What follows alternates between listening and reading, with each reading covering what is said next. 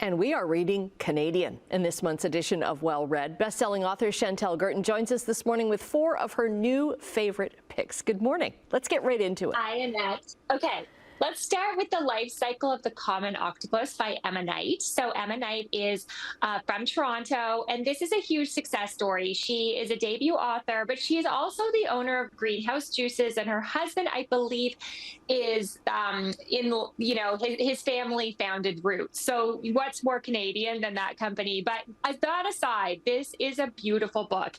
It really has nothing to do with an octopus. I met Emma and I was like, oh, you're so funny because I loved Remarkably Bright Creatures, which is about an octopus. And she said, my book's really not about an octopus. Yeah.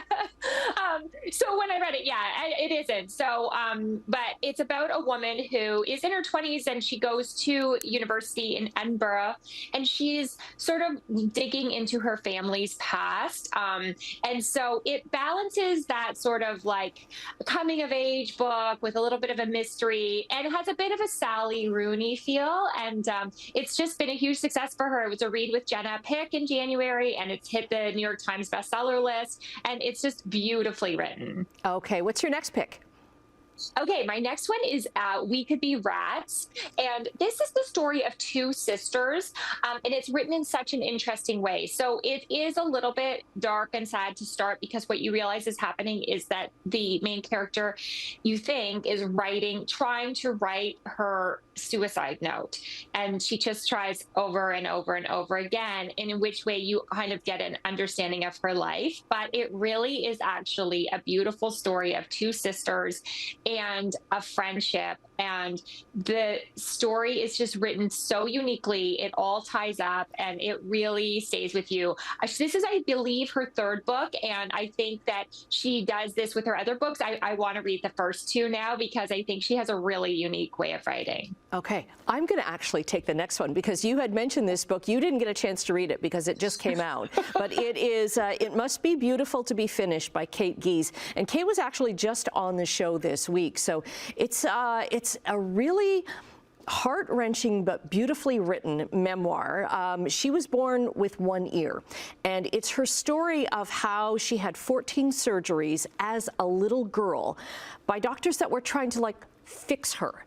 And until she was a teenager and she decided enough is enough. This surgery was ruining her life, and she just talks about so much medical trauma in this, and also, how do we treat bodies that are different?